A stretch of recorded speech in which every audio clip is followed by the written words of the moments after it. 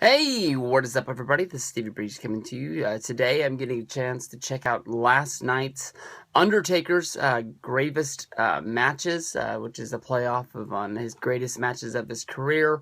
I'm looking forward to this. I was honestly sort of let down by the sort of documentary that they did on The Undertaker the night before as a part of Undertaker Week. It was just hard to cram 25 years into a half hour talking about The Undertaker.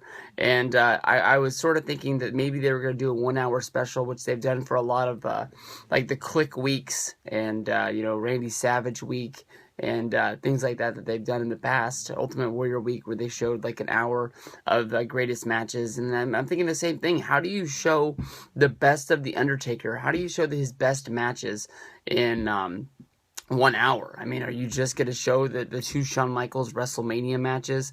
But it ends up, this is a 2 hour special, and it seems that they're going to play a few special matches throughout his career, and they might not even be his best matches. It might be playing off on the fact of the gravest matches, because the first match of the night ended up being Undertaker against Kamala, of course, from Survivor Series 1992. This was a coffin match. If you look back over the Survivor Series 1992 card, this show was really at a weird point for WWE. It was really when WWE was starting to go down. Bret Hart was the champion. He had a WWF championship match going up against Shawn Michaels.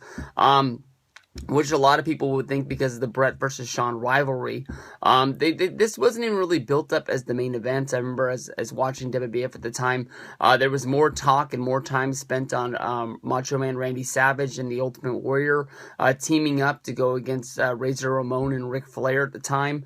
And at the last minute, I believe it was like the weekend before, Vince McMahon and Ultimate Warrior had their problems. One thing led to another, and Ultimate Warrior wasn't even on their Survivor Series show. I can't remember if Ultimate Warrior just left or if Ultimate Warrior was suspended, but one thing leads to another.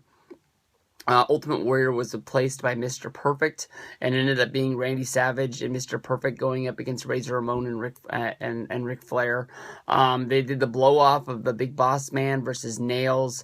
The whole pay-per-view as a whole is pretty much a letdown. I mean, when you have Yokozuna versus Virgil as a match on pay-per-view, you know where it's going to be. But the second to last match of the night ends up being Undertaker against Kamala. I like the fact that during this match, Undertaker's been in WWF for 2 years, but basically no one really knows what's up with The Undertaker. You've got Vince and you've got Bobby Heenan on color commentary, and they're talking about the fact of, what drives The Undertaker, what's in that urn. Undertaker is this big, huge question mark that nobody wants to mess with. That basically is the basis of the match. Which is Kamala doesn't want to fight The Undertaker. One thing leads to another. Harvey Wippleman has got him into this match. His leader Kimchi brings him down to the ring, and then the second Undertaker gets there, Kamala's on the run. He wants no part of The Undertaker. But after about 3 times around the ring, Kamala turns into Kamala, and he just attacks The Undertaker out of, just fear, pretty much, and he's able to get the early advantage on Taker. This is a very, very short match. But Kamala, body slams Undertaker 3 times in the ring, and then pulls out from his bag of stunts. He's got very few moves. 3 big splashes, from off the ropes, and that's enough to kill any man. But Paul Bearer jumps up onto the ring apron, where he's going to hold up the urn to try and bring Undertaker back to life. And as Paul Bearer jumps up onto there, he's attacked by Kimchi, and basically the urn falls into the ring. Kimchi knocks the urn and throws it into Kamala's hands. Kamala, once he realizes that he's caught the urn, he doesn't want the urn. He immediately drops it. Undertaker picks up the urn. He basically just hits Kamala over the head. Boom! Just like that. Kamala's knocked out. They don't do a tombstone. They don't do anything. Undertaker just walks over, pins the man, rolls him into the coffin, which is is at ringside. They put him into the coffin, and Undertaker is at ringside, nailing the nails into the coffin as they roll Kamala up the ramp, and that is it.